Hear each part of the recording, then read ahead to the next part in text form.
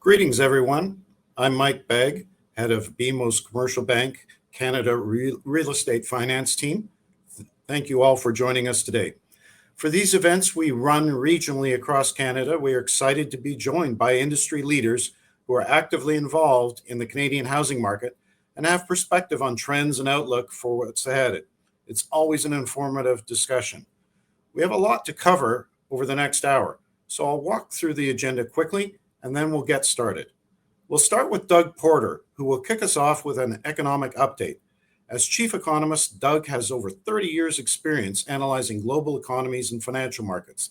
He is a respected commentator on economic and financial trends and is regularly quoted in the national press and often interviewed on radio and television. Following Doug, we will then have a roundtable covering key topics and answer questions that were submitted.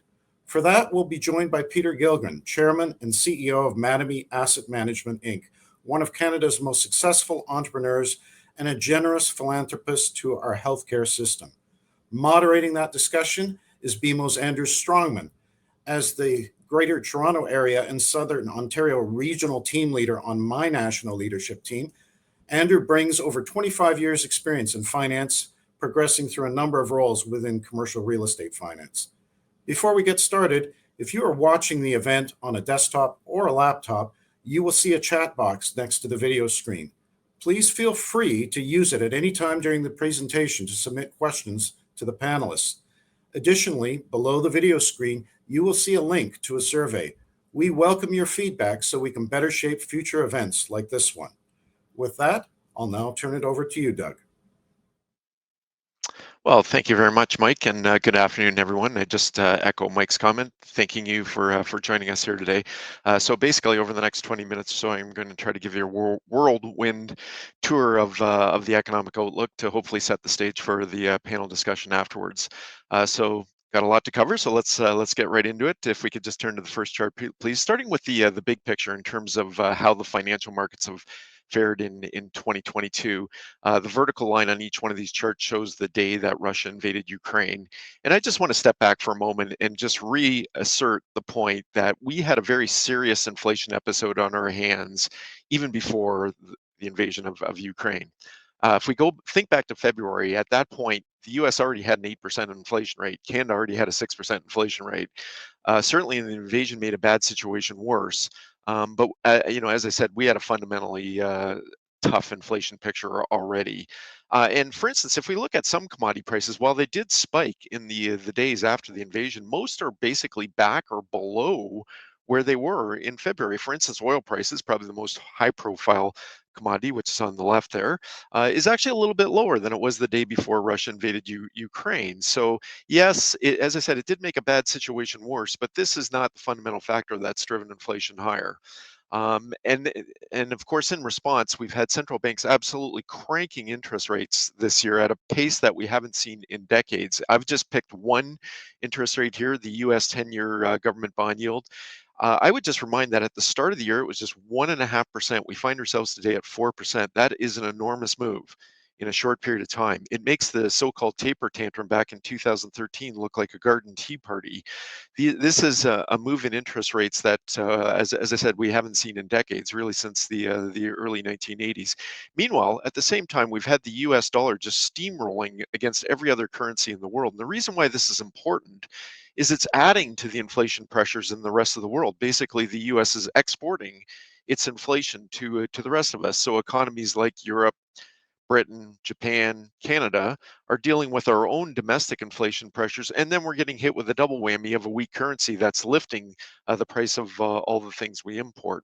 And as a result of all these trends and geopolitical issues as well, we've had a very challenging year for financial markets and equity markets in particular.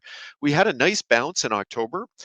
In fact, the Dow had one of its best months since 1987 last month. A nice recovery, but it doesn't take away from the bigger picture that equity markets have struggled. And when we add up, the components of an inverted yield curve and the big run up in interest rates we've had and the struggles that we've seen in equity markets, it definitely casts a bit of a dark picture for the growth outlook. So now if we turn to the next chart, please. Let's just drill down to what we see for the North American economy in 2023. And the bottom line is we are in that camp that is looking for at least a shallow recession in 23. I don't think it's locked in stone that we're going to go into an outright downturn next year. Certainly, there are still things could still break in our favor. We could still avoid a downturn, and perhaps the biggest positive would be a meaningful pullback on inflation in the next 6 months. But at the same time, I also think there's certainly a scenario that's much worse, a potential scenario that's much worse than what I've laid out here. But our core view is that in both Canada and the US, we're probably looking at basically no growth in 2023, and that includes an outright downturn in the first half of the year. Now, looking back at this year, it's actually going to end up being a pretty strong year for the Canadian economy. It looks as if Canada will have grown by better than 3% this year. Some of that is the reopening play, the fact that tourism, travel, entertainment did bounce back more completely this year. And as well, we had a very solid grain crop, it looks like, on the prairies this year that will help support growth.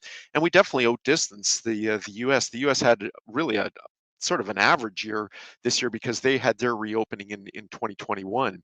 As we look out into 2023, the one big weight that Canada has is the share of the housing sector in the Canadian economy is about double that of the US. So when you think of renovation activity, real estate fees, and new home building, that's worth a little bit more than 7% of the Canadian economy, whereas it's only worth about 3.5% of US GDP. So when housing is going into reverse or struggling, that's a much bigger drag on the Canadian economy than it is on the U.S. economy, and that's why we basically see Canada's growth advantage waning to nothing in the year ahead. If we turn to the next chart, please, just drilling down more specifically on the consumer, I think this cycle might look a little bit different than other cycles. And I think one reason why the consumer might still hang in there relatively well over the next year is because of the story that many, including us, have been pounding home for the last year or so, that Canadians did build up a great stock of savings during the pandemic. There's different measures of this. A generous measure of it would suggest that they saved more than $300 billion above and beyond what they normally would have saved in the last couple of years. That is a huge amount of money. That's worth almost 20% of a year's worth of disposable income. That's a huge amount of potential savings. That might be a little bit exaggerated, but even if you look at a very simple measure, just the amount of extra personal deposits we see on bank balance sheets, they're running about 130 or 140 billion dollars above and beyond what they normally would have grown to at this point, and even that's roughly 10% of disposable income. So any way you look at it, there is this great deal of pandemic savings that are still out there. And by the way, that's the case in the US as well. That's the good news. The less good news is household debt really has never gone away as an issue. We did see it dip a little bit in the early months of the pandemic. People did pay down their credit card debt originally, but then the boom in the housing sector began to drive up mortgage debt in the last year or so, and we now sit in a situation where the average household has about $1.80 of debt for every dollar of income. Now, I would stress that that is an average number, and averages hide as much as they tell you. The reality is only about 40% of the population is really responsible for all that debt. I often get asked the question of, how can we have record savings and all these excess savings on the one side and record levels of debt on the other side? And the simple answer is it's two different groups of people. Basically, those savings are heavily concentrated among upper middle income and upper income folks, and the debt is, of course, basically concentrated in the 40% of Canadians, or roughly 40%, who are homeowners who also have mortgages. The way I think this sorts out is I think the consumer will hold up a little bit better than they normally would in the face of an economic downturn, but the rapid rise in interest rates will slowly but surely squeeze those 40% that are mortgage holders. I don't think it happens right away. I think this is something that will slowly but surely seep into the economy in the years ahead, slowly but surely weighing on consumer spending as we look ahead.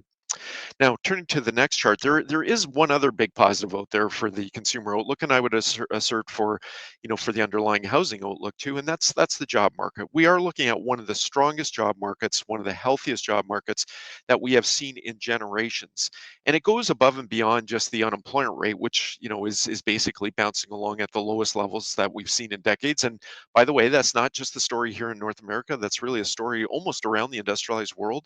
In almost every major economy, job jobless rates are now lower than they were before the pandemic began. And those are some of the lowest jobless rates that we've seen since the late 60s or early 1970s. But as I said, it goes above and beyond that. On top of that, we've also got a lot of vacant jobs. In Canada, we've almost got 1 million jobs that are open right now. In the US, it was just reported this morning that they still have almost 11 million open jobs. That's almost 2 open jobs for every unemployed person in the US. It's not quite as extreme in Canada. It's about 1 for 1. There's about, 1 open job for every unemployed person in Canada. But to me, that is the very definition of full employment. And essentially, the Bank of Canada would never come out and say this, but they actually want to see that labor market slacken a little bit. They actually, again, they would never say this, but they would actually like to see the unemployment rate nudge up a little bit here to take a bit of steam out of the labor market. Because if we turn to the next chart, what their concern is that the run up that we've seen in prices in the past year and that tight job market are going to point to a lot of wage pressure, and we're already starting to see it in the U.S. Wages are running at about a 6 to 7% rate. In Canada, they were a little bit slower to get going, but now they're rising by about 4 to 5%, depending on which measure you look at. Those are strong numbers, no doubt about it, but they're actually trailing well behind inflation. So on the one side, we've got one of the tightest job markets that we've seen in generations, and on the other side, we've got wages that are actually trailing behind inflation. I mean, to me, that's the very recipe for a lot of labor market tension in the year ahead. And we're already starting to see it, whether it's in the public sector. We almost had a national rail strike in the US. I do think we've got a lot of wage pressure coming at us in the next year or so. Now, if we turn to the next chart, and ultimately this is the nub of the issue, and this has been the economic story in 2020, and that's the big run up in inflation that we've seen globally. Again, this is not a North American story, as you can see from that chart on the right hand side. We've got over 10% inflation in Europe and Britain. Canada's actually at the lower end of the G7. We're not the lowest. Japan is a bit lower than we are, but even for Japan, a 3% unemployment rate is high. They had no inflation in the last 30 years. The only economy that's got sort of quote normal inflation by their own standards is China. And that's why China is running against the grain and actually trimming interest rates while everybody else has been cranking them higher this year. Now, looking ahead, we do think inflation will moderate a little bit over the next year, but we've tended to be of the view, and we have been for about 18 months, that this inflation episode is a little bit more real than many people appreciate. That it's going to prove to be stickier. It's going to be tougher to get out of the system than I think many believe. And our view is that inflation is still going to average close to 5% in 2023 in both Canada and the US. It will be coming down during the year, but our view is unless we get a dramatic break in energy and food prices, we're probably looking at overall inflation of close to 5% in 2023. If we turn to the next chart, just very briefly, what's caused inflation to get to this level? Like what's the issue? How did we go from years and years of less than 2% inflation to suddenly 7% inflation overnight? And if you look at the right-hand side of this table, those are the things that have increased the most in price over the past year. So this is the percent change in a variety of goods and services in Canada, their prices over the past year. And to me, there are 5 different stories, 5 different themes here that have driven inflation from 2 to 7% almost overnight. And very, very briefly, those 5 things are energy prices, so natural gas and gasoline prices, the reopening. So last year, nobody was traveling. This year, everybody was traveling. So motel rates and airfares have bounced from very low levels. Third story is the supply chain issues that we've all heard so much about. So, for years and years, furniture and appliance prices, big ticket items, consumer items went nowhere in price. Suddenly, everybody wanted a dishwasher all at once, and that stressed the global supply chain. Now, the supply chain is improving, but we still had a double-digit increase in things like furniture and appliance prices, and vehicle prices are still strong. Fourth story is the global food crisis. This is not a Canadian story. I know the Competition Bureau is looking at our groceries right now, but take it from me, grocery prices are up by double digits everywhere. In the US, they're actually up by 13% in the past year. Our grocery prices have actually gone up less than in the US. There's no single factor that's driven grocery prices up. By far and away, the biggest has been bakery products, cereals, basically anything related to grains has gone up the most. But every aisle in the grocery store has seen big increases in the past year. And again, this is a global story, not a Canadian story. The fifth driver here has been the housing boom in the last couple of years. Now, housing enters the Canadian price basket in a very unusual way. It comes in through real estate agent fees, through new home prices, through rent. It doesn't enter directly through existing home prices, but it does get into the CPI eventually, and it has played a role in driving up inflation. So that's five different things. And the thing I want to leave you with there is there's no one thing that's going to turn inflation off. There isn't just a light switch that policymakers can turn off to make inflation go away. That's five different themes that have to stop going wrong or maybe even start going right over the next year to help bring down inflation. Now, for the record, we do think a few of these at least will improve or top out. We think energy prices will stabilize. We think the supply chain issue will improve. I don't think we're going to get the reopening bounce again next year on things like airfares and motel rates, but still the underlying pressure will still be there, especially I think, on things like food prices. Now, if we turn to the next chart, one area where we are going to get some relief, at least in the consumer price basket, is on the housing front. And it's tough to describe how quickly the market has changed there. If we look at the left-hand side, that's the level of existing home sales going back to the year 2000. This is on a seasonally adjusted basis, month by month, and you can see, how basically sales stalled out, of course, in the opening months of the pandemic. They came roaring back, and then they stayed at that level that we'd never seen before for almost 2 years. And then around March, they began to fall and have fallen hard. Now they're below the long run average. Now, usually it takes about 4 to 6 months for a big change in sales to translate into prices. It seems to have happened a little bit faster this time. And if we look at the right hand side, you can see that national prices, at least based on Korea's MLS indicator, which takes quality adjustments into account. Prices are now down nationally about 9% from their peak, and that shows you city by city how much prices are down since February. Now you'll note the cities that have declined the most at the bottom: Toronto, Oakville, London, Hamilton. What do all those cities have in common? They're all in Ontario. And Ontario had the biggest boom during the pandemic, and now we think it's going to have the biggest correction. If we turn to the next chart, we can get a better sense of just the regional dynamics at play, and the two line charts on the left shows you we look at a long-term trend in real home prices, and it gives you a sense of how far away home prices got from that underlying trend.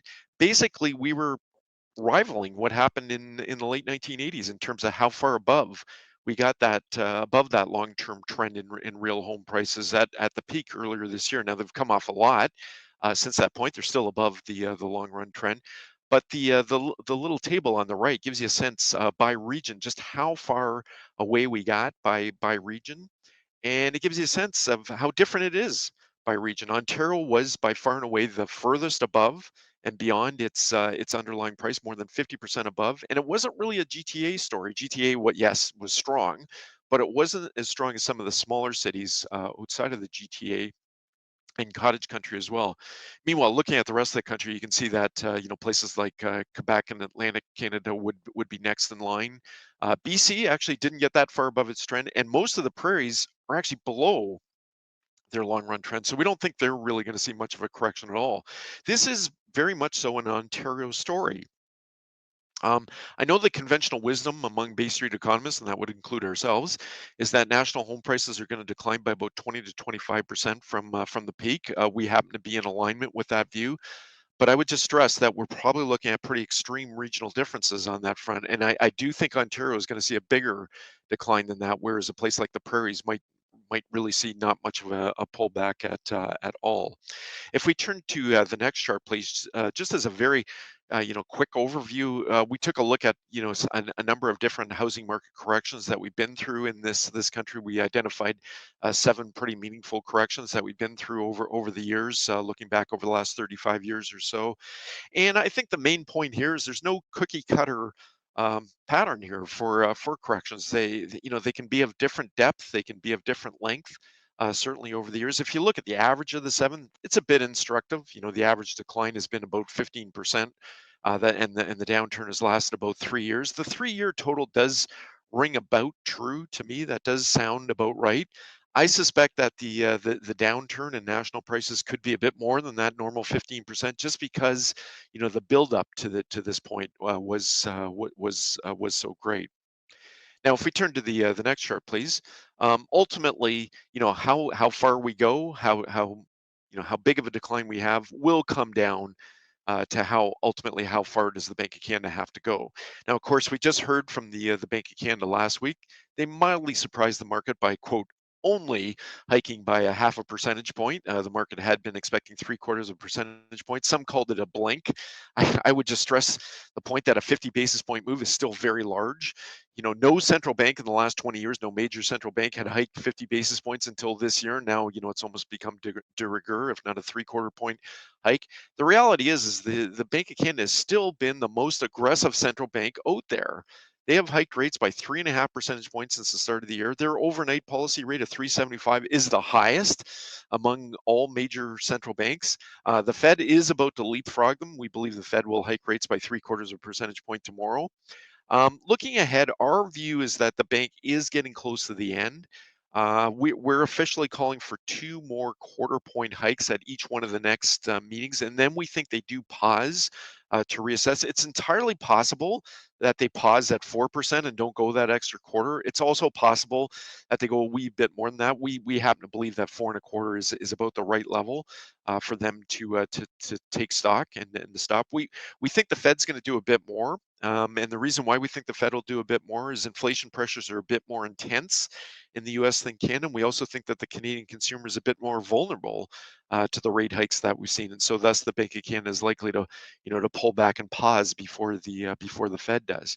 The risk to our call on rates is, if we're going to be wrong, we think that they might have to do a little bit more. And we don't see that necessarily over the near term. We would see that more as an issue in the spring of next year when they decide that perhaps they haven't done enough.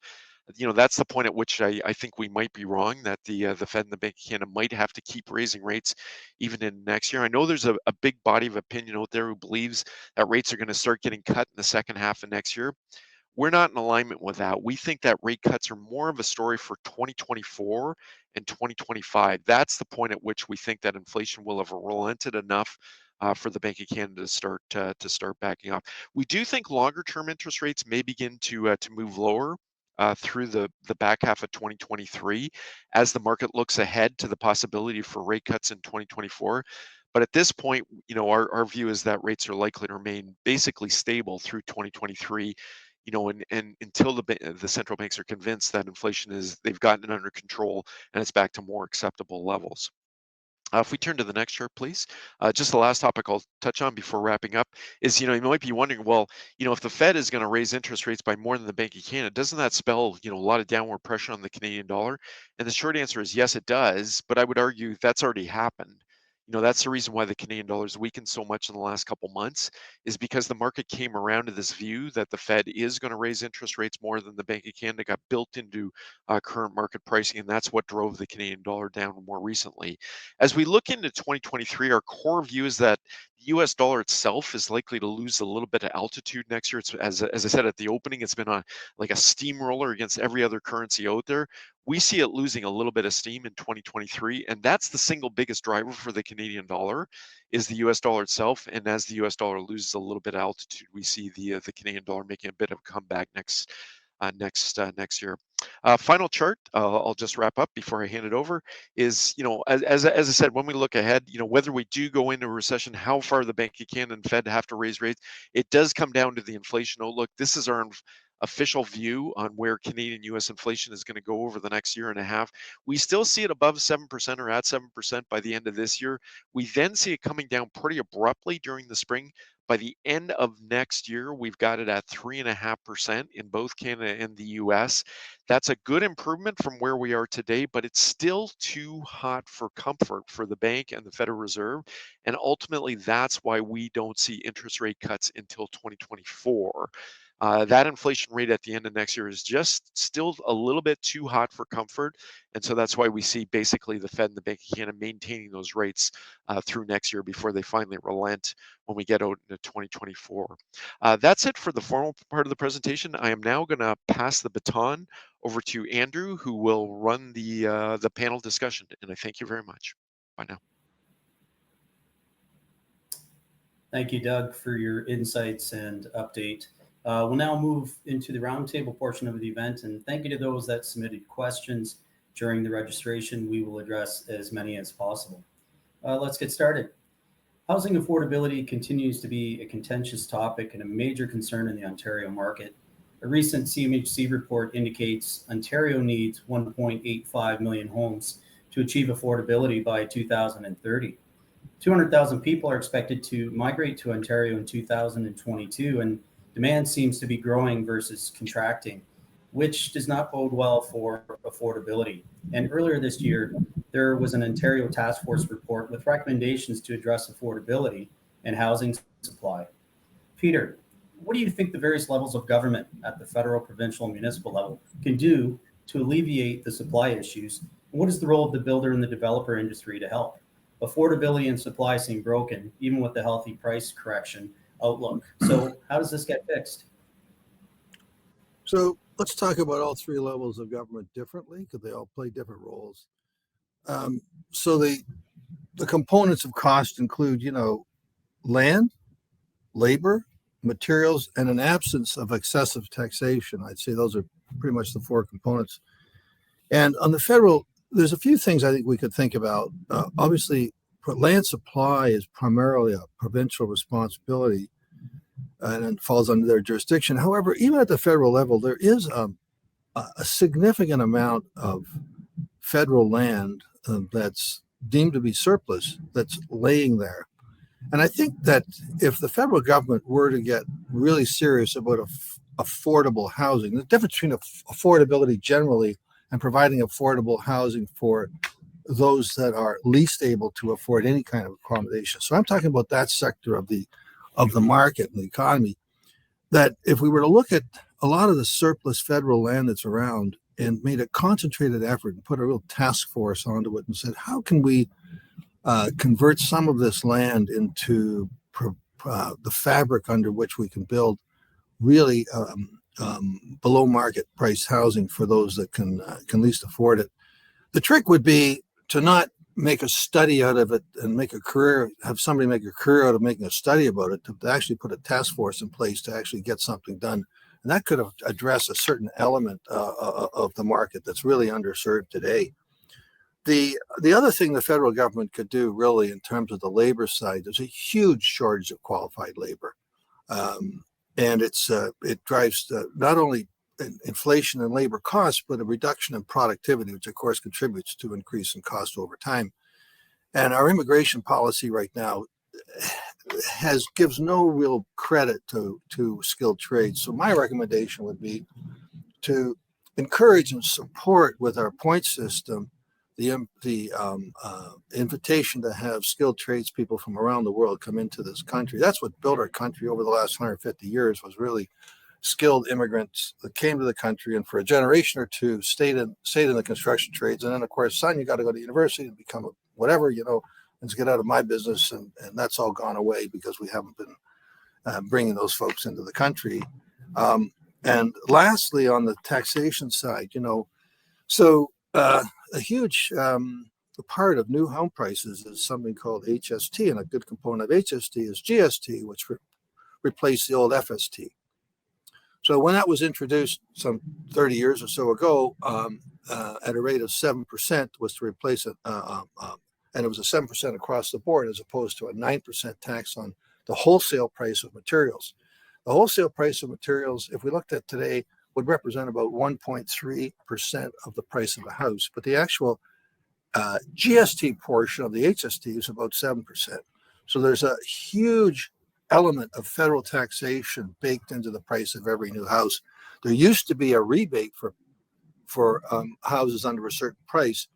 That rebate remains, in fact, it's still there today, but it's irrelevant because it was never indexed to the price of housing. So it's become a completely inoperable thing.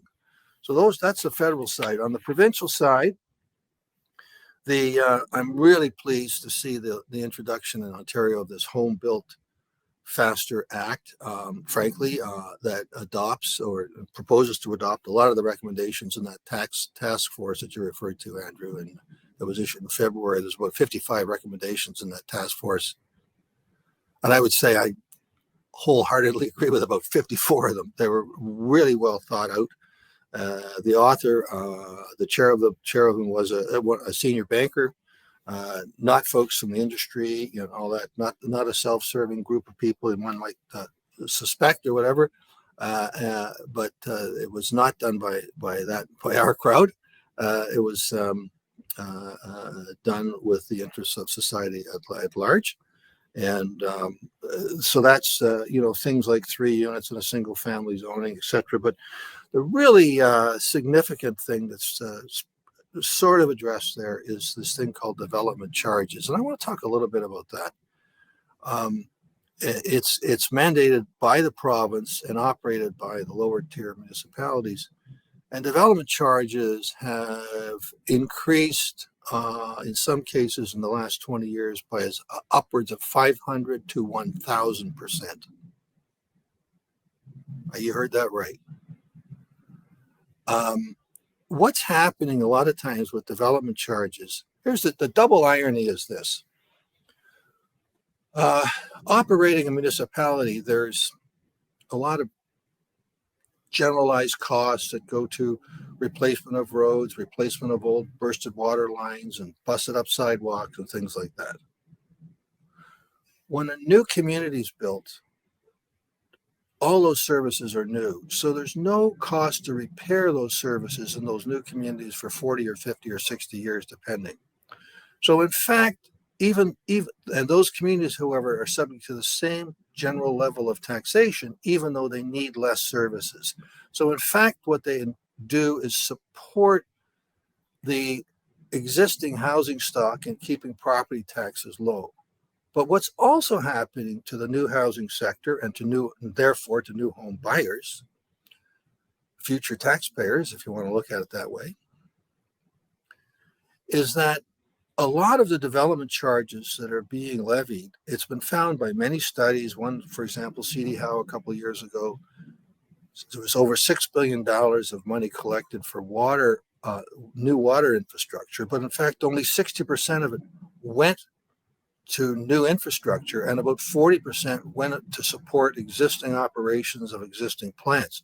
Clearly outside the intent of the Development Charges Act, but it's become a standard way that municipalities have managed to keep property taxes at very low levels, even levels below the rates of inflation, even though we see the actual cost is higher.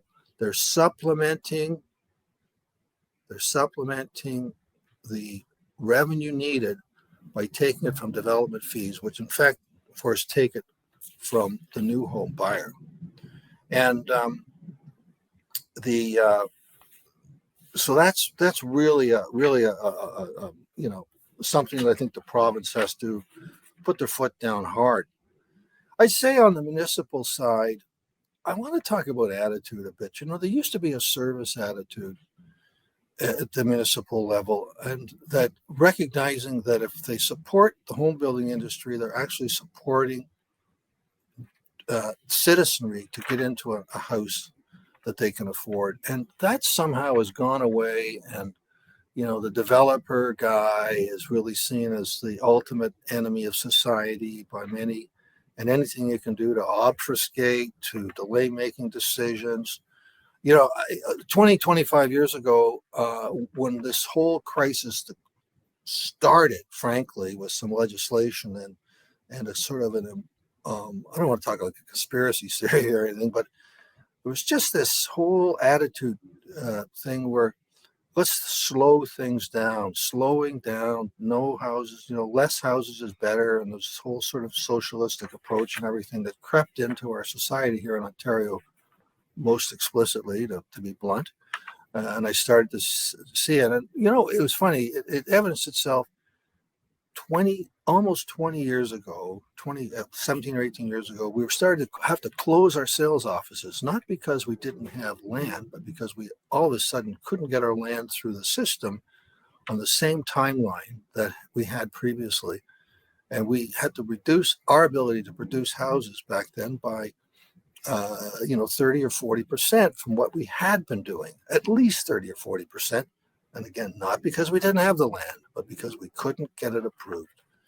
And we need to see that trend reverse. We need to see municipal leaders say to their staff. Let's stop this delay. Let's find ways to streamline the processes, not at the expense of the environment, at the expense of society, but let's try and find ways to put things on more of a war footing. Let's declare housing affordability as the enemy, and let's go to battle against that collectively, and I think we could make a big difference.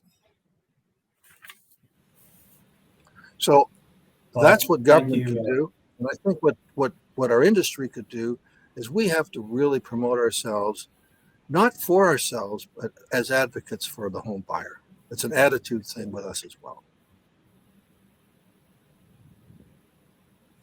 Well, I appreciate that great answer, Peter, and some great insights on a very important challenge that we face with housing affordability.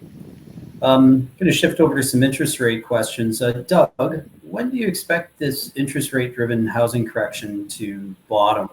Noting our builders are adjusting their product to bring prices down and emerge from the correction. And as an economist, what do you think we need to do to drive affordable, stable housing prices and market equilibrium going forward?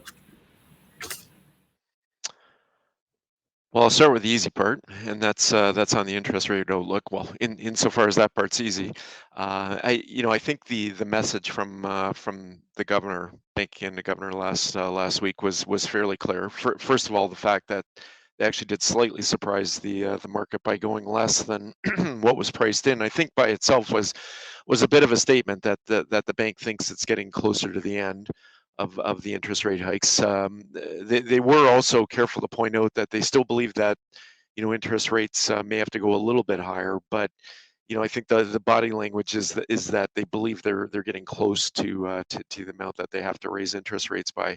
As I said, our official call is for another pair of quarter point hikes at each one of the next two meetings, which would take the short-term rate up by a half. I would just stress how overwhelming this interest rate cycle has been in such a short period of time. That extra half a point would bring the total cumulative hiking since the start of this year to 400 basis points, 4 percentage points. We have rarely seen that kind of a move in the space of a year.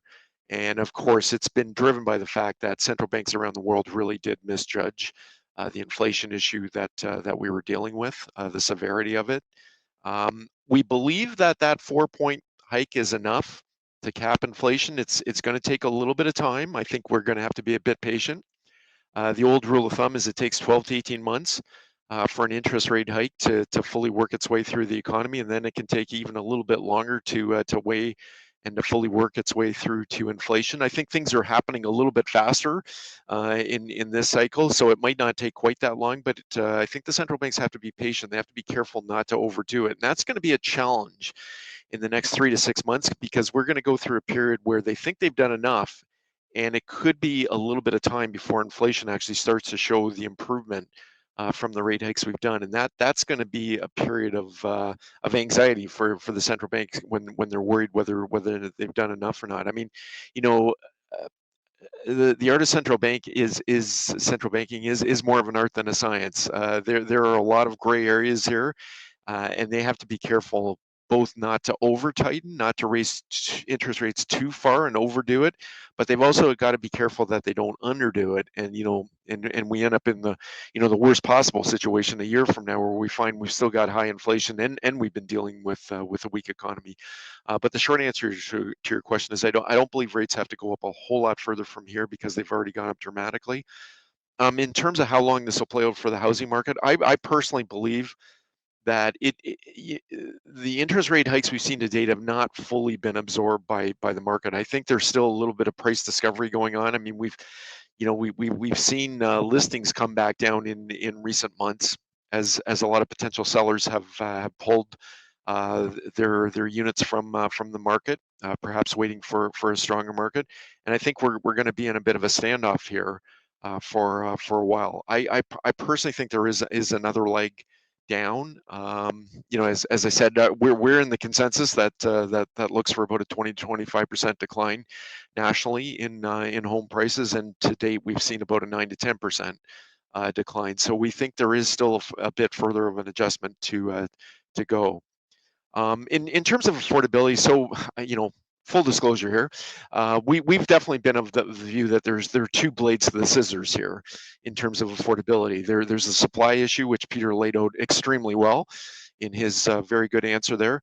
But we would assert there's also been a demand blade to this. We just went through a period where we had extraordinarily low interest rates for a couple of years, way below inflation. The central banks around the world were doing everything they could to stimulate things. And what part of the economy is most volatile or susceptible to interest rate changes? Of course, the housing sector. So when you keep interest rates at extraordinarily low levels for a number of years, of course, you're going to have an overshoot on the one side, on the demand side in the housing sector. And that's exactly what I've seen, what we've seen in the last couple of years. All I would say is let's just see where the market settles out after the Bank of Canada is done raising interest rates. Let's come back in a year or so and and reassess in terms of the supply-demand imbalance that we face at this time.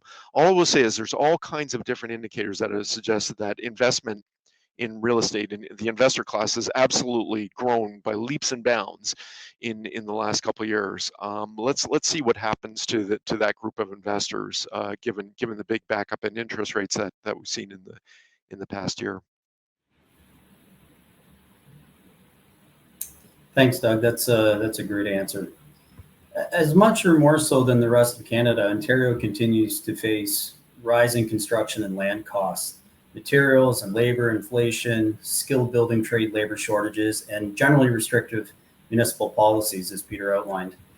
Peter, how are the builders and developers like Mattamy responding to these challenges and constraints that impact the project economics? And frankly, any advice for builders from your decades in the trenches? Well, there's a couple of parts to that question. What can the industry do about it? And I sort of started to touch on that.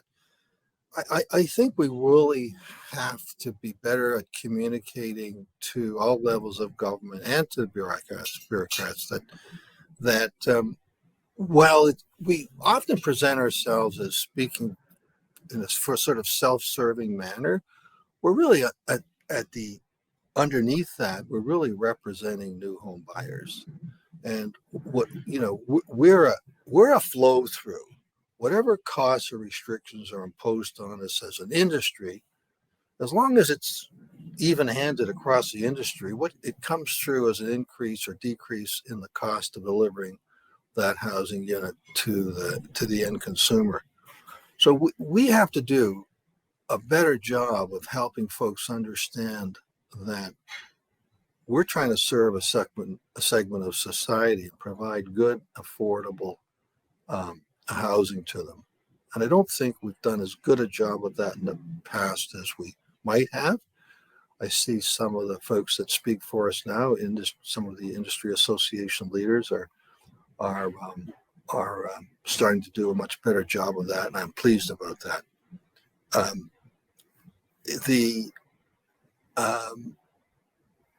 There's only many of the things I outlined before that could reduce the actual cost. Right now, I can tell you that based on the cost structure that we look at, there's not a huge amount of room. There's not a huge amount of excess profit, to give up. So finding ways to push costs down in order to maintain a viable. If you don't have a viable business, nobody's going to build anything. So then we got another problem.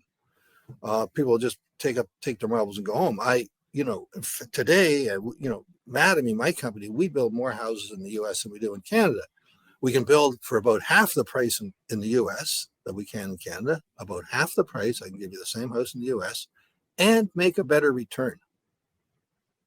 So there's stuff in our structure here, the cost structure, the labor structure, the taxation structure, and most importantly, the processing time structure and the availability of land structure that makes things much less affordable. we have to continue to communicate that, advocate that to government, and hopefully over time move things more in the direction of the home buyer. Great, thanks for that, Peter. Doug, looking at these Ontario national challenges and things like the builders' access to skilled trades, what is the supply chain outlook for this industry? And what, in your view, could the government or industry do better to address input and labor costs and supply? I actually think Peter hit on a lot of the key points there. For instance, we just had the federal government announce their new immigration targets for the next couple of years, and they've actually been ramped up a little bit further yet, ultimately rising to 500,000. It's interesting. This comes at a time when Quebec is actually talking about streamlining or even reducing its goal in terms of immigration. And I suspect that while increasingly immigration has fanned out across the country, Ontario is probably going to get more than its share of the population in the next few years. So I think there is going to be quite strong population growth in Ontario in the next few years. The interesting point will be, how does that sort out between helping to actually alleviate some of the skilled labor shortages or even unskilled labor shortages that we face at this time, and at the same time, we're seeing more pressure on the demand side for housing. I actually am a bit concerned that the way it's going to sort out is we actually end up with more of the latter and less of the former. But if there's any good news out there, and I appreciate that this is a bit of a smaller part of the puzzle. In recent months, we've actually seen quite a bit of improvement in the global supply chain, or a lot of the leading indicators are pointing to less pressure in terms of the materials prices. Things like lumber prices and a variety of construction materials have, at least the wholesale prices, have been coming off in recent months. And some of this is because financial markets are looking forward to much slower growth globally. So at least on the good side, we're seeing a little bit less pressure. I think, unfortunately, on the other side of the equation, we are likely to have a bit more wage pressure over the next year or so. I touched on it earlier, how, if anything, even though wages have been rising, they've been rising by less than inflation for the large part. And we've still got a very tight labor market. We still got a lot of empty jobs, open jobs, and we got a lot of workers who are going to be wanting to play catch up to the inflation we've seen. So I think we've got a better news story in terms of materials prices over the next year. I think we've got a tougher challenge on the wage side. And the way I think that sorts out is I don't think the cost pressures as a whole are really going away, at least from the building side. So Great, thanks. I think Peter's going to comment there. To pile on to what Doug said, I completely agree with him that wages have no place to go but up. Wages certainly have to keep pace and outpace the rate of inflation, and nobody would want to see anything other than that. But there's a cost of labor, and then there's a productivity of labor issue, and it's the skilled tradesman that'll produce 3 times as much in a day as the unskilled worker. And I've seen it many times. Just as the simple example, when I first got in this business 40 years ago, a skilled crew of carpenters would put up a house in a week. Now a semi-skilled crew takes 6 weeks to build the same or even a lesser house. That's a question of how productive are you when you're not skilled. And not only does that increase the overall cost, but it on a pure P&L basis, but it also procrastinates the ability to deliver that house.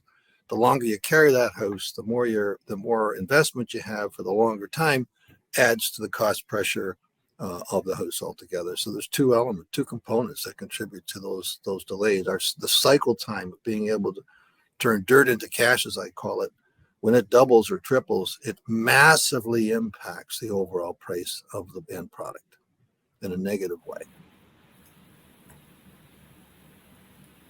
Thanks, Peter. Some great points there. I wanted to turn our attention to a couple of questions on ESG and sustainable finance.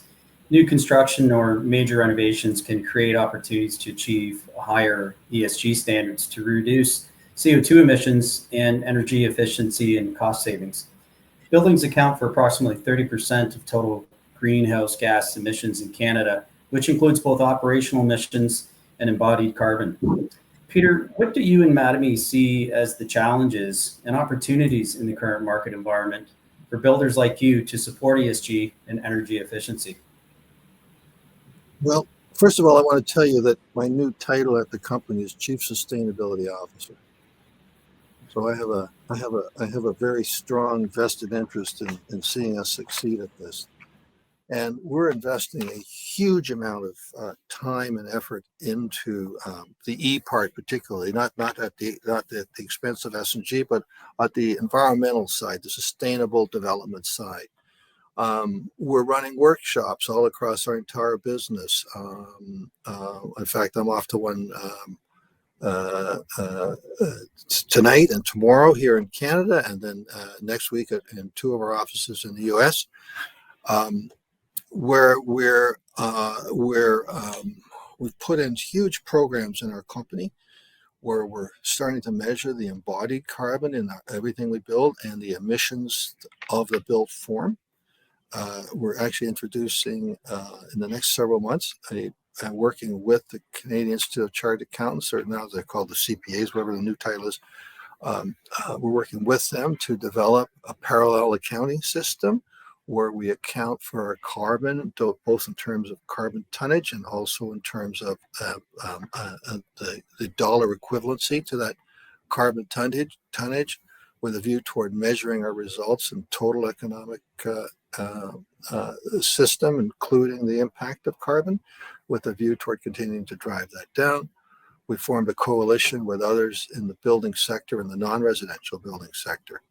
So there's a lot that can be done. We see a lot of low-hanging fruit. There's a lot of data available now. There's a lot of technology available now. The time to act is absolutely now. This decade, we've got to go at it very hard. Stop talking about it and get really real about it. We're going to do that here at my company at Mattamy. And one of the things that we're going to do, we've committed to do, both in our business and in our coalition partners, is be completely transparent, share everything we find with all of our fellows in the industry. This is not about gaining a competitive advantage for Mattamy or anybody else. There's a common enemy here called CO2 emissions, global warming, greenhouse gas, whichever label you want to put on it. And we're going to do everything we can to be a leader, to be the leader for the residential sector, and our coalition to be the leader in the entire built form sector, to turn Canada within this decade into one of the global leaders in reducing greenhouse gases in our sector.